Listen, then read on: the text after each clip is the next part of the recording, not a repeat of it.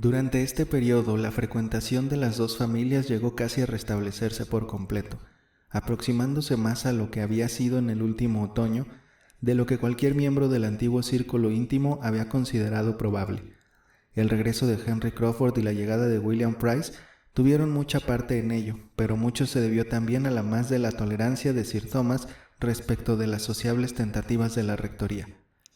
Su ánimo, libre ahora de los cuidados que le abrumaron al principio, tuvo ocasión de apreciar que los Grant y sus jóvenes huéspedes eran realmente personas dignas de ser frecuentadas, y aunque estaba muy por encima de lo que pudieran ser planes o maquinaciones con vistas al más ventajoso compromiso matrimonial que pudiera preverse, según las posibilidades aparentes, de uno de los seres que él más quería y además desdeñaba la ingenuidad de considerarse sagaz en estas cuestiones, no pudo menos de notar, en líneas generales e imprecisas, que Mr. Crawford distinguía un tanto a su sobrina, ni acaso evitar, aunque inconscientemente, la tendencia a dar un mayor asentimiento a las invitaciones por tal motivo. Sin embargo, su pronta conformidad en asistir a una comida en la rectoría cuando al fin decidieron aventurar la invitación general después de mucho debate y muchas dudas sobre si valdría la pena, porque Sir Thomas parecía tan mal predispuesto y Lady Bertram era tan indolente, se debió tan solo a su buena educación y a su buena voluntad, sin que Mr. Crawford tuviera nada que ver en ello, como no fuera en el sentido de que era uno más en el seno de un grupo agradable, ya que precisamente fue en el curso de esta visita cuando empezó a pensar que cualquiera de estas personas habituadas a tal clase de fútiles observaciones hubiera pensado que Henry Crawford era el admirador de Fanny Price. En general se tuvo por agradable la reunión, compuesta respectivamente de los que gustan de hablar y los que en proporción acertada gustan de escuchar, y la comida en sí se caracterizó por el buen gusto y la abundancia, de acuerdo con el estilo propio de los Grant y también, en mucho, de acuerdo con los hábitos peculiares a todos, de modo que lógicamente no hubo motivo para que nadie se impresionara, excepto tía Norris, incapaz de soportar pacientemente en ningún momento el espectáculo de la enorme mesa ni de las numerosas fuentes colocadas encima, y que de continuo se propuso acusar alguna molestia a causa del paso de los sirvientes por detrás de su silla, así como renovar su manifiesta convicción de que, entre tantas fuentes, era imposible que más de una no estuviera fría. Por la velada se encontraron, según lo previsto por la señora Grant y su hermana, con que, una vez cubierta la mesa de whist, y Lady Bertram no tardó en hallarse en la mesa de whist, quedaban bastantes elementos para un juego a la redonda. Y como todos se mostraron tan dispuestos a complacer a los demás como desprovistos de una especial predilección por un juego determinado, como siempre ocurre en tales casos, se brindaron para la mesa, speculation, casi tan prestamente como para la de whist, y Lady Bertram no tardó en hallarse en la crítica situación de tener que elegir entre los dos juegos, al ser consultada si prefería la mesa de whist o la otra. Dudaba, por fortuna tenía a mano a Sir Thomas. ¿Qué me aconsejas, Thomas, whist o speculation? ¿Qué puede resultarme más divertido? Sir Thomas, después de reflexionar un momento, recomendó speculation. Él era jugador de whist y acaso presintió que no se divertiría mucho teniéndola a ella de pareja. Muy bien, contestó ella, complacida. Entonces speculation. Por favor, señora Grant. No lo conozco en absoluto, pero Fanny me enseñará. Aquí terció Fanny, sin embargo, con sus vehementes protestas alegando que lo ignoraba igualmente, que nunca en la vida lo había jugado ni visto jugar, y Lady Bertram volvió a sentirse indecisa por un momento, pero al asegurarle todos que nada había tan fácil, que era el más sencillo juego de baraja, y al adelantarse Henry Crawford para rogarle con la mayor formalidad que le permitiera sentarse entre ella y Miss Price para enseñar a las dos, quedó así acordado. Y Sir Thomas, tía Norris, el Dr. Grant y su esposa se sentaron a la mesa de superior categoría y dignidad intelectual, mientras los otros 6, bajo la dirección de Miss Crawford, se repartían en torno a la otra. Fue una magnífica combinación para Henry Crawford, que se hallaba junto a Fanny y ocupadísimo en manejar las cartas de 2 jugadores, además de las propias, pues aunque Fanny dominaba ya a los 3 minutos las reglas del juego, él tuvo que seguir inspirándole las jugadas, incitando su astucia y endureciendo su corazón, lo cual, especialmente teniendo a William por contrario, era labor que ofrecía alguna dificultad, y en cuanto a Lady Bertram, tuvo que seguir encargándose de su suerte y prestigio durante toda la velada. pues si al iniciarse el juego la rapidez de Henry la ahorraba a la dama hasta el trabajo de mirar sus cartas, tuvo que guiarla en todo cuanto debía hacer con ellas hasta que terminó. Él estaba de excelente humor, todo lo hacía con feliz desenvoltura, mostrándose superlativo en toda suerte de ocurrencias oportunas, rápidos recursos y atrevidas alusiones que pudieran hacer honor al juego, y la mesa redonda ofrecía, en conjunto, un contraste muy animado al lado de la rígida sobriedad y el ordenado silencio de la otra. En 2 ocasiones se había interesado Sir Thomas por la diversión y los éxitos de su esposa, pero en vano. No había pausa lo bastante larga para el tiempo que su proceder mesurado requería, y muy poco pudo saberse de lo que le ocurría a la dama, hasta que la señora Grant, al finalizar el primer desempate, tuvo ocasión de acercarse a ella y hacerle un cumplido. «Espero que le agradará a usted el juego». «Oh, sí, querida, muy entretenido, por cierto, un juego muy curioso. No entiendo nada de lo que ocurre. Nunca llego a ver mis cartas, y Mr. Crawford hace todo lo demás». «Bertram», dijo Henry, un momento después, aprovechando cierta languidez en el desarrollo de la partida, «aún no le he contado lo que me sucedió ayer al volver a casa». Habían ido los dos de casa, y a la mitad de una buena batida, a cierta distancia de Mansfield, descubrió Henry que su caballo había perdido una herradura, lo cual le obligó a abandonar el terreno y efectuar el regreso lo mejor que pudiera. Le conté que había perdido el camino cuando hube dejado atrás aquella antigua granja de los Tejos, porque soy acérrimo enemigo de preguntar, pero no le he contado a usted que con mi habitual buena suerte, pues nunca me equivoco sin salir ganando, me encontré en buena hora en el mismo lugar que tenía gran curiosidad de conocer. De pronto, al doblar el recodo de un suave declive, me encontré en medio de una pequeña aldea solitaria entre colinas de escasa elevación, ante un riachuelo que vadear, una iglesia levantada sobre una especie de loma a mi derecha, iglesia que me pareció sorprendentemente grande y hermosa para el lugar, y sin una mansión señorial o medio señorial por ninguna parte, excepto una, seguramente la rectoría, a tiro de piedra de las citadas loma e iglesia. En una palabra, me encontré en Thornton Lacey. «Parece algo así», dijo Edmund, «pero ¿qué camino siguió usted después de pasar por la granja de Sewell?» Yo no contesto esas preguntas insidiosas e inoportunas, mas, a pesar de todas las preguntas que pudiera hacerme durante una hora, jamás podría demostrarme que aquello no era Thornton Lacey, porque lo era, con toda seguridad. ¿Lo preguntó entonces?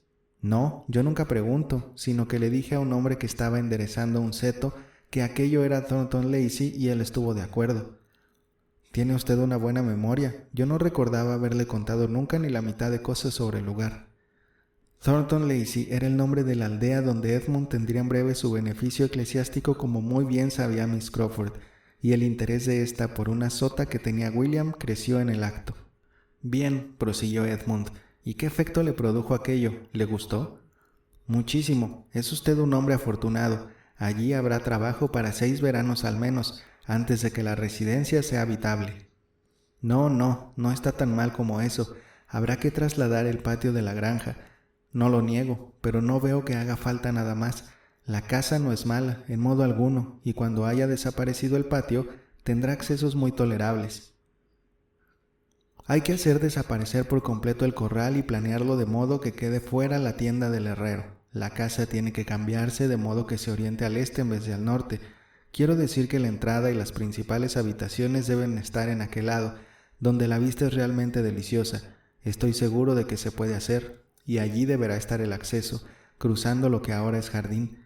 Tiene usted que hacer un jardín nuevo en lo que ahora es parte trasera de la casa, lo que dará el mejor aspecto del mundo con su declive hacia el sudeste. El terreno parece hecho a propósito para plantarlo. Anduve a caballo unas 50 yardas sendero arriba, entre la iglesia y la casa, para observar en torno, y aprecié que reunía todas las condiciones.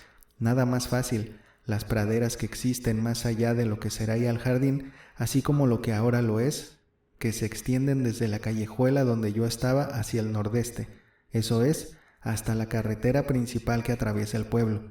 Deben juntarse todas, desde luego. Son muy bonitas esas praderas, primorosamente salpicadas de árboles. Supongo que pertenecen al beneficio eclesiástico. Si no, debe usted comprarlas. Después, el riachuelo. Algo habrá que hacer con el riachuelo, pero no acabo de decidir el qué. Tengo 2 o 3 ideas. También yo tengo 2 o 3 ideas, replicó Edmund, y una de ellas es que muy poca cosa de su plan para Thornton Lacey se pondrá jamás en práctica. Debo conformarme con bastante menos aparato y embellecimiento. Me parece que la casa y posesiones pueden hacerse acogedoras y adquirir el aspecto de la residencia de un señor prescindiendo de todo gasto oneroso. Esto tendrá que bastarme, y espero bastará a cuantos se interesen por mí.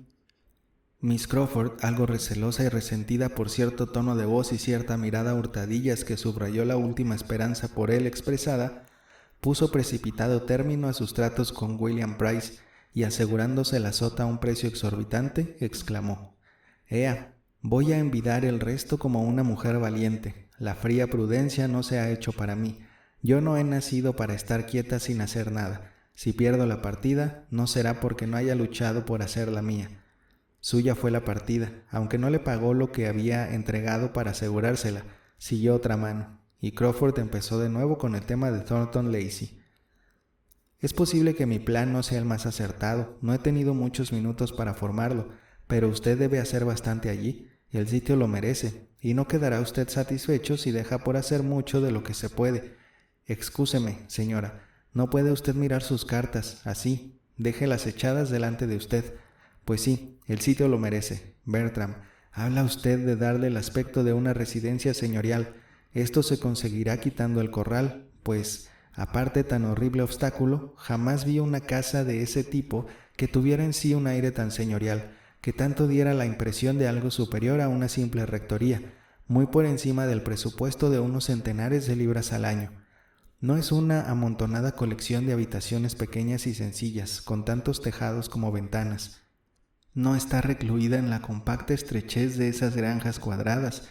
Es una casa sólida, espaciosa, con aspecto de gran mansión, que suscita en uno de la suposición de que una rancia familia campesina ha vivido allí de generación en generación, a lo largo de un par de centurias por lo menos, y que el tren de vida que ahora se lleva allí no baja de 2 a 3,000 libras anuales.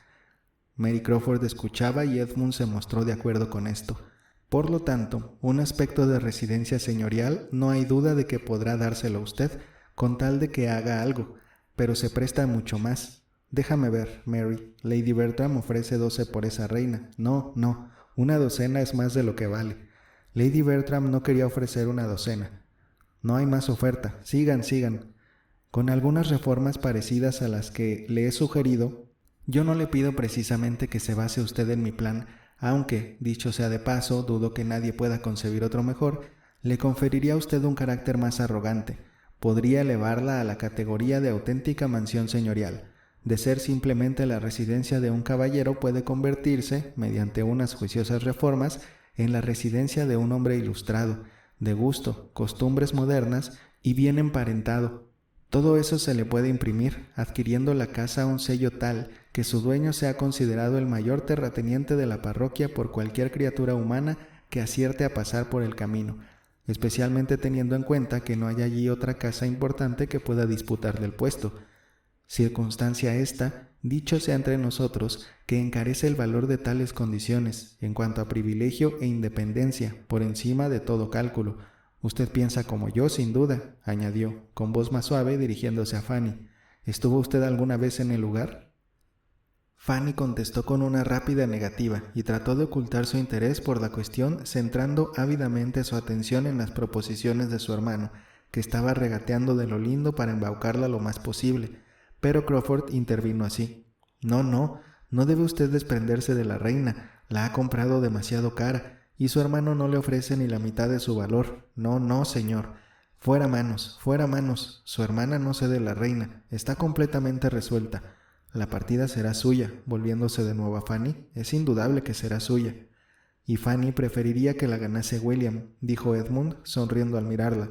Pobre Fanny, no le permiten que se deje engañar como ella quisiera. Mr. Bertram, dijo Mary unos minutos después, usted sabe que Henry es un proyectista tan capacitado que no le será posible remover nada en Thornton Lacey sin aceptar su ayuda. Piense tan solo en lo útil que fue en Southampton. Bástele recordar las grandes cosas que allí se hicieron gracias a aquella visita en que todos le acompañamos, un cálido día de agosto, para recorrer los terrenos y ver cómo se alumbraba su genio.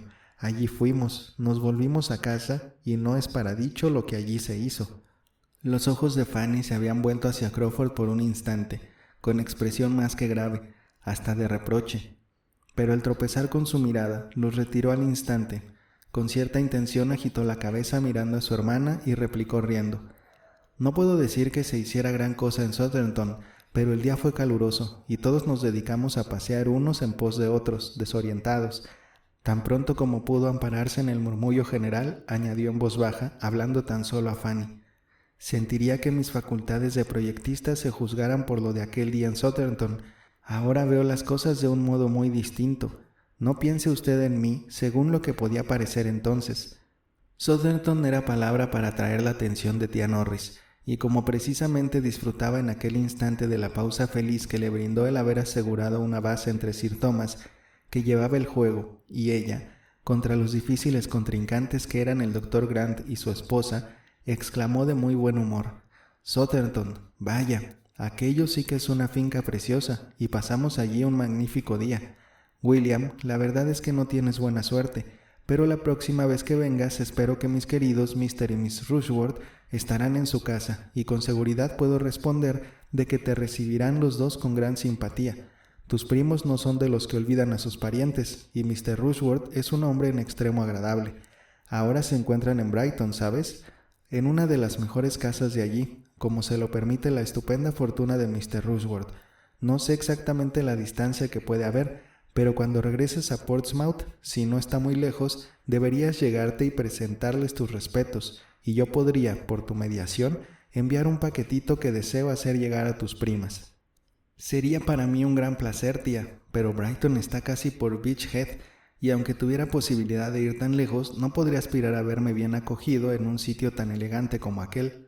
Yo, que no soy más que un pobre y estropajoso guardiamarina». Tía Norris empezaba a asegurarle con vehemencia que podía contar con que se le recibiría con mucho agrado, cuando fue interrumpida por Sir Thomas, que dijo con autoridad: «No voy a aconsejarte que vayas a Brighton, William, pues confío que pronto tendréis otras oportunidades más convenientes para encontraros, pero mis hijas tendrían mucho placer en ver a sus primos en cualquier parte, y a Mr. Rushworth lo encontrarás dispuesto a considerar a todos los parientes de nuestra parte como a los de la suya propia». «Preferiría encontrarlo de secretario particular del primer lord antes que nada», fue lo único que respondió William en voz baja, sin intención de que le oyeran, y el tema quedó agotado. Hasta entonces Sir Thomas no había observado nada de particular en la conducta de Henry, pero al deshacerse la mesa de whist, una vez terminado el segundo desempate, y dejar que el Dr. Grant y tía Norris discutieran su última jugada, se convirtió en un mirón del otro grupo y notó que su sobrina era objeto de atenciones, o más bien declaraciones, de carácter bastante significativo. Henry Crawford estaba en el primer arrebato de otro proyecto sobre Thornton Lacey, y como no lograse captar la atención de Edmund, lo detallaba a su hermosa vecina con expresión de gran formalidad.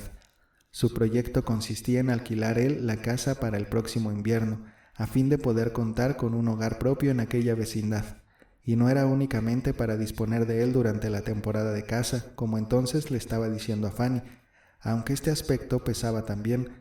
Ciertamente, considerando que, a despecho de la gran amabilidad del Dr. Grant, era imposible instalarse él y sus caballos donde ahora estaban sin estorbar materialmente. Pero su afición a aquellos alrededores no se fundaba en una diversión o una estación del año. Él había puesto su ilusión en contar allí con algo a donde poder acudir en todo tiempo, un pequeño refugio a su disposición donde pasar todas las fiestas del año y poder continuar, mejorar y perfeccionar aquella íntima amistad con la familia de Mansfield Park que para él tenía cada día más valor. Sir Thomas le oía sin ofenderse. No había falta de respeto en las palabras del joven, y Fanny las acogía de un modo tan digno y modesto, tan sereno y poco incitante, que no encontró nada censurable en ella.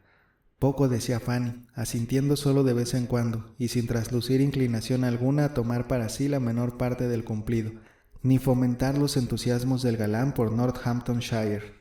Al notar quién le observaba, Henry Crawford se dirigió a Sir Thomas sin abandonar el tema, empleando un tono más corriente, pero todavía con sentimiento. «Deseo ser vecino de usted, Sir Thomas, como acaso me haya oído decir a Fanny.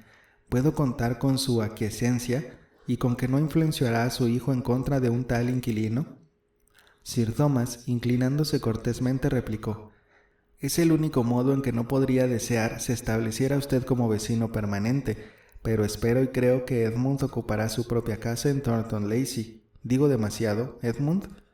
Edmund, al ser requerido, tuvo que enterarse primero de qué se trataba, pero una vez comprendida la pregunta contestó sin vacilar: ciertamente, no tengo otra intención que la de residir allí, pero aunque le rechace como inquilino, Crawford, venga usted como amigo. Considere la casa como medio suya todos los inviernos y añadiremos las cuadras a su plan de mejoras, así como todas las mejoras que puedan ocurrírsele a usted durante la primavera. Nosotros seremos los perjudicados, reanudó Sir Thomas. Al dejarnos Edmund, aunque solo sea para establecerse a 8 millas de aquí, se producirá una poco grata reducción de nuestro círculo familiar, pero mucho más profundamente me mortificaría si cualquiera de mis hijos pudiera contentarse haciendo menos. Es perfectamente natural que usted no haya meditado mucho sobre el caso, Mr. Crawford, pero una parroquia tiene necesidades y exigencias que solo puede conocer un clérigo que resida permanentemente en ella y que ningún sustituto puede satisfacer en la misma medida.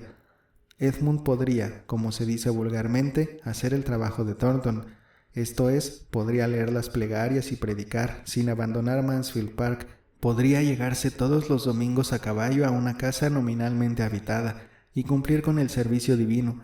Podría ser el párroco de Thornton Lacey cada séptimo día por 3 o 4 horas si quisiera, pero no, esto no le bastará. Sabe que la humanidad necesita más lecciones de las que puede contener un sermón semanal y que si no viviera entre sus feligreses y no demostrase ser, con su constante interés, su bienhechor y amigo, haría tan poco para el bien de ellos como para su propio bien. Mr. Crawford se inclinó reconociendo las razones de su interlocutor. Nuevamente repito, añadió Sir Thomas, que Thornton Lacey es la única casa de la vecindad en la que no me agradaría tener a Mr. Crawford como ocupante. Mr. Crawford se inclinó para agradecer. Es indudable, dijo Edmund, que mi padre entiende las obligaciones de un párroco. Hemos de esperar que su hijo demuestre que las conoce también. Cualquiera fuese el efecto de la pequeña arenga de Sir Thomas produjera realmente en Henry Crawford, lo cierto es que provocó cierta sensación de angustia en otras 2 personas, 2 de sus oyentes más atentas, Mary y Fanny. Una de ellas, como nunca había dado en pensar que Thornton Lacey iba a ser tan pronto y tan por completo la residencia de Edmund, estaba considerando, baja la mirada, lo que representaría no verle todos los días, y la otra, arrancada del grato mundo de fantasía a que se había abandonado unos momentos antes cediendo al poder descriptivo de su hermano y no pudiendo ya, de acuerdo con el cuadro que se había formado de un Thornton futuro, excluir la iglesia, anular al clérigo y ver solo la respetable, elegante, modernizada y probable residencia de un hombre de fortuna independiente, iba considerando a Sir Thomas con decidida animadversión como el destructor de todo aquello, y sufría aún más por la tolerancia que la condición y los modales del varón imponían, y por no atreverse a buscar alivio en un solo intento siquiera de ridiculizar su causa. Todo lo agradable de su juego especulativo estaba listo por aquel día. Era llegado el momento de abandonar las cartas y habían de prevalecer los sermones, y se alegró de que fuera necesario poner punto final y de poder renovar su ánimo con un cambio de lugar y de vecino. Los presentes se hallaban ahora en su mayoría reunidos irregularmente en torno al fuego, esperando el momento de dar la velada por definitivamente terminada. William y Fanny eran los más separados del grupo. Se habían sentado los 2 a la otra mesa de juego abandonada, y allí estuvieron hablando muy a gusto, sin pensar en los demás, hasta que alguien de los demás empezó a pensar en ellos. Henry Crawford fue el primero en orientar su silla en aquella dirección y permaneció observándoles en silencio por espacio de unos minutos, mientras él a su vez era observado por Sir Thomas, que estaba charlando de pie con el Dr. Grant. «Esta noche se celebra la reunión», decía William. «De hallarme en Portsmouth, acaso hubiera asistido». «Pero tú no desearías hallarte en Portsmouth, ¿verdad, William?» «No, Fanny, te aseguro que no. Bastante me hartaré de Portsmouth y de bailar también, cuando no te tenga a mi lado. Y no sé qué podría buscar de nuevo en la fiesta, pues no encontraría pareja. Las jovencitas de Portsmouth arrugan la nariz ante cualquiera que no tenga un empleo. Un guardiamarina es como si no fuera nada. Y uno no es nada, desde luego. ¿Recuerdas a las Gregory? Se han convertido en unas chicas asombrosamente guapas, pero apenas se dignan dirigirme la palabra, porque a Lucy la corteja un teniente. Oh, qué vergonzoso, pero no te preocupes por ello, William. Y mientras esto decía, sus mejillas aparecían rojas de indignación. No vale la pena tomarlo en consideración, no hay ofensas directas para ti. Eso no es más que lo experimentado por todos los grandes almirantes en su tiempo, más o menos. Debes considerarlo así, has de procurar acostumbrarte a ello como una más de las penalidades que todos los marinos deben afrontar, como el mal tiempo y la vida dura, pero con la ventaja de que esto tendrá un fin, de que llegará el día en que no tendrás que soportar nada parecido. Cuando seas teniente, piensa solo, William, en cuando seas teniente, que poco te importarán esas tonterías. Empiezo a pensar que nunca llegaré a teniente, Fanny. Todos lo consiguen menos yo. Oh, querido William, no digas eso. No debes desanimarte así. Nuestro tío no dice nada, pero estoy segura de que hará cuanto pueda para que alcances la graduación. Sabe tanto como tú la importancia que tiene. Se interrumpió al descubrir a su tío mucho más cerca de lo que sospechaba, y ambos consideraron necesario ponerse a hablar de otra cosa. ¿Te gusta bailar, Fanny? Sí, mucho, solo que pronto me canso. Me gustaría ir a un baile contigo y verte bailar. ¿No hay nunca bailes en Northampton? Me gustaría verte bailar y bailar contigo, si tú quisieras, porque aquí nadie sabría quién soy, y me gustaría ser tu pareja una vez más. A menudo solíamos dar unas vueltas juntos, ¿te acuerdas? Cuando en la calle tocaba el organillo. Yo bailo bastante bien a mi modo, pero aseguraría que tú lo haces mejor. Y volviéndose a su tío, que estaba ahora junto a ellos, ¿no es cierto, tío, que Fanny baila muy bien? Fanny, consternada por tan inaudita pregunta, no sabía dónde mirar ni cómo prepararse para la respuesta. Era de esperar que algún reproche muy grave, o al menos la más fría expresión de indiferencia, pondría en aprieto a su hermano y la dejaría a ella totalmente anonadada. Mas por el contrario, en la contestación no hubo nada peor que esto. Siento hallarme en el caso de no poder contestar la pregunta. Nunca he visto bailar a Fanny desde que era niña, pero coincido en que los dos opinaremos que se luce como una verdadera dama de salón cuando la veamos. Y tal vez tengamos oportunidad de apreciarlo dentro de poco. Yo he tenido el placer de ver bailar a su hermana, Mr. Price, dijo Henry Crawford adelantándose, y me comprometo a contestar cuantas preguntas quiera usted hacer sobre su particular. Pero creo, añadió viendo a Fanny turbada, que deberá ser en otra ocasión. Está presente una persona a la que no gusta que se hable de Miss Price. Era bien cierto que había visto bailar a Fanny una vez, e igualmente cierto era que hubiese querido atestiguar ahora que ella se deslizaba con serena, grácil elegancia y un ritmo admirable, pero en realidad no podría recordar, por su vida, el papel que Fanny había hecho en el baile, y si habló fue más porque daba por descontado que ella estuvo presente que porque recordaba nada referente a ella.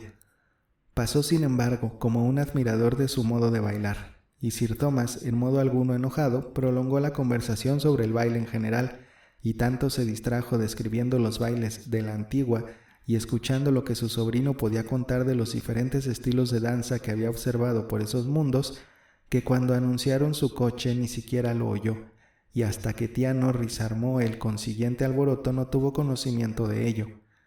«Vamos, Fanny, ¿qué significa esto? Nos vamos ya. ¿No ves que se marcha tu tía? Pronto, pronto. No puedo sufrir esto de tener aguardando al viejo Wilcox.